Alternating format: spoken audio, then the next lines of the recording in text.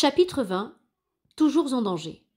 Pour aider ses amis espagnols et obtenir pour eux la plus grosse quantité possible de clous de girofle, le sultan Almanzor se rendit en personne dans les îles voisines de Tidor.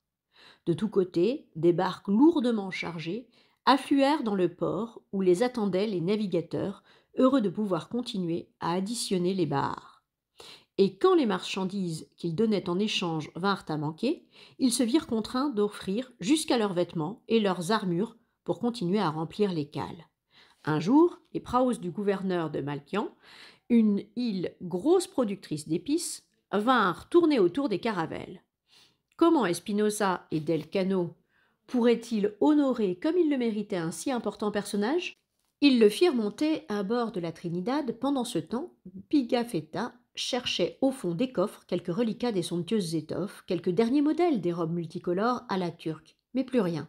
Le sultan de Tidor les tira d'embarras en leur rendant discrètement une partie des cadeaux qu'il lui avait donnés, afin qu'ils pussent satisfaire leur hôte. Cependant, de toutes les visites que reçurent les voyageurs, la plus étonnante, la plus riche d'enseignements, fut celle d'un certain Pedro Alfonso de la Roça, un Portugais qui était arrivé dans l'île de Trénat après la mort de Serrao. N'ayez crainte, je suis ici avec l'autorisation d'Almansor, dit la Roça, après que Gomez de Espinosa l'eut introduit dans le carré de poupe de la Trinidad. Le sultan Almansor est notre grand ami, dit Delcano. Il était aussi l'ami de Francisco Serrao. Un ange passa. Nous savons ce qui est arrivé à Francisco Serrao, dit Pigafetta, pour expliquer le froid que la remarque du visiteur venait de jeter. Ces verdoyantes montagnes sont belles, dit la Roça. Elles sont riches, en apparence paisibles, en apparence seulement. Les morts ne sont aux Moluques pour y exploiter les épices que depuis une cinquantaine d'années. Les autres, les païens que l'on nomme gentils, ont été repoussés vers l'intérieur, vers le haut des montagnes. Puis sont venus les Portugais qui dirigent tout, mais qui n'ont pas voulu aller au-delà de Banda, l'île la plus au sud, pour protéger leur jardin secret, pour que les Moluques restent ignorés du monde. Et pourtant vous voilà, vous, les Espagnols. Ne pensez-vous pas que les Espagnols et les Portugais pourraient s'entendre demanda sans conviction Delcano. Oui, comme les rois morts entre eux, comme les morts avec les gentils, comme Almansor et Serrao. Je vous trouve bien pessimiste, s'exclama Pigafetta. Les Espagnols et les Portugais ne sont-ils pas de même race, et tous européens dit Delcano, qui ne voulait pas se souvenir de sa participation à la mutinerie de San Julian. Tous de même foi, tous chrétiens, enchaîna Espinosa, oubliant comment il avait sauvé Magellan en expédiant charitablement Luis de Mendoza dans l'autre monde. Je suis dans ces îles depuis 10 ans, reprit la Roça. J'ai fait le commerce du massis, de la noix de muscade et du clou de girofle. Je me suis enrichi, comme Francisco Serrao. Mais je ne veux pas finir comme lui. Je suis las de ce pays. Nous lèverons l'ancre bientôt, dit Espinosa. Venez avec nous, si vous souhaitez regagner l'Europe. Je suis espagnol, et fier de l'être, dit Delcano. Mais je suis également fier d'avoir été sous les ordres d'un grand Portugais, ajouta-t-il, pour faire comprendre à la Roça qu'il n'avait rien à craindre de lui. Ce grand Portugais, c'était Magellan, dit la Roça. Comment s'étonna Pigafetta. Vous connaissez le nom de notre premier capitaine général? Comment est-ce possible? Je sais tout de votre expédition, reprit la Roça, et même des choses que vous ignorez. Que voulez-vous dire? Je sais que le roi du Portugal n'a jamais pardonné à Magellan qu'il serve le roi d'Espagne. Aussi a-t-il voulu l'arrêter. Après son départ, il l'a guetté à la fois au cap de Bonne-Espérance et au cap du Rio de la Plata, au pays des cannibales. Le roi du Portugal nous guettait? S'écria Espinosa. Il surveillait les deux routes possibles, s'écria Delcano. Comment savez-vous cela? Demanda Pigafetta. Je le tiens du capitaine d'un grand navire portugais qui est venu l'an dernier chargé des girofles à Malacca. Nous avons eu de la chance, plus que vous ne croyez. Et d'ailleurs, tout danger n'est pas écarté, continua la Roça. Le roi du Portugal vous recherche toujours. Il y a quelques jours, une caravelle, fortement armée et accompagnée de 2 jonques, est venue par ici pour avoir de vos nouvelles. Où se trouve cette inquiétante flottille? Demanda Espinosa. Le hasard vous a sauvé. Un incident qui montre bien ce que sont les mœurs de ce pays. Figurez-vous que les jonques sont allés à l'île de Bactian pour charger des girofles, et là, 7 Portugais ont importuné des femmes. Le roi, qui les avait mis en garde, les a fait arrêter et tuer. Quand ceux de la caravelle l'ont appris, ils ont fui, abandonnant les jonques pleines de girofles. Mais ils ne sont peut-être pas loin. Grâce à Dieu, s'exclama Del Cano, la Trinidad et la Victoria hisseront les voiles avant que cette caravelle revienne. Et jusqu'à Séville, ajouta Espinosa, d'un ton plein d'optimisme, nos navires échapperont encore au roi du Portugal, comme ils ont réussi à le faire jusqu'à ce jour. Puissent ces vœux se réaliser, dit Pigafetta. Et vous, monsieur, poursuivit-il à l'adresse de la Rosa, vous qui avez si bien su nous mettre en garde, accepterez-vous l'offre de nos capitaines?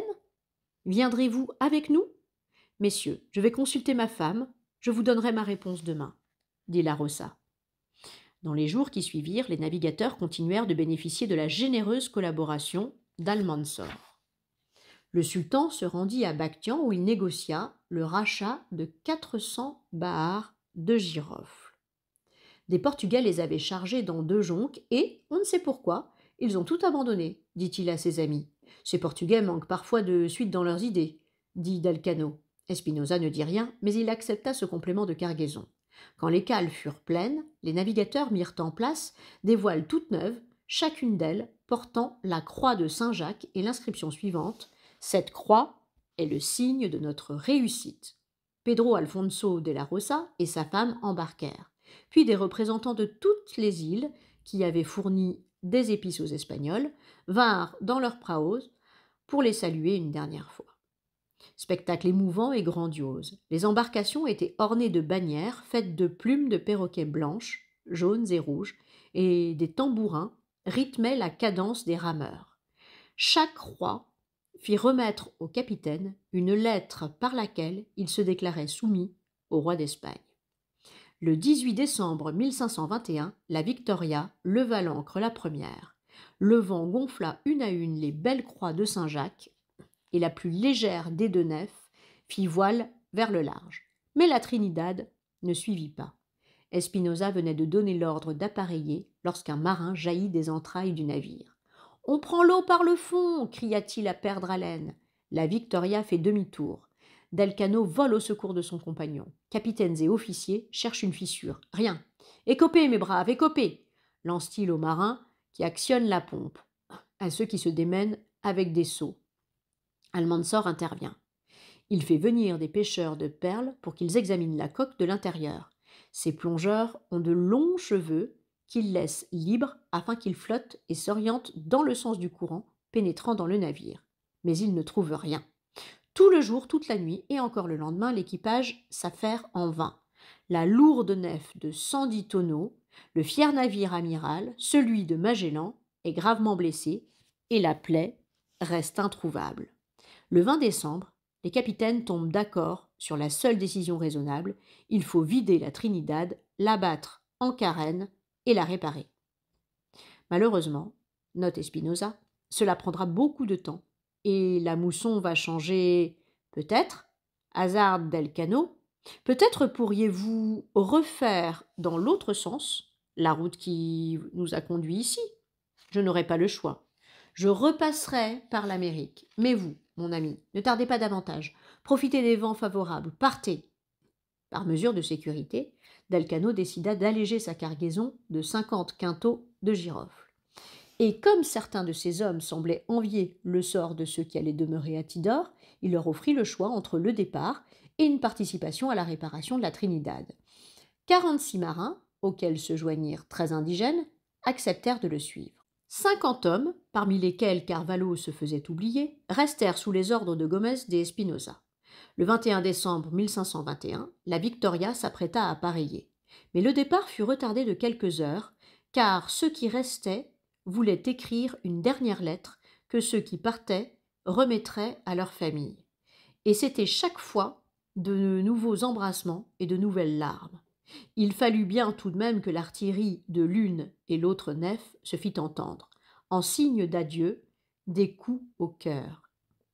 Ces hommes, qui avaient été ensemble pendant de si longs mois, qui avaient tant souffert, tant espéré, tant réussi ensemble, ces hommes ne se résolvaient pas à se séparer.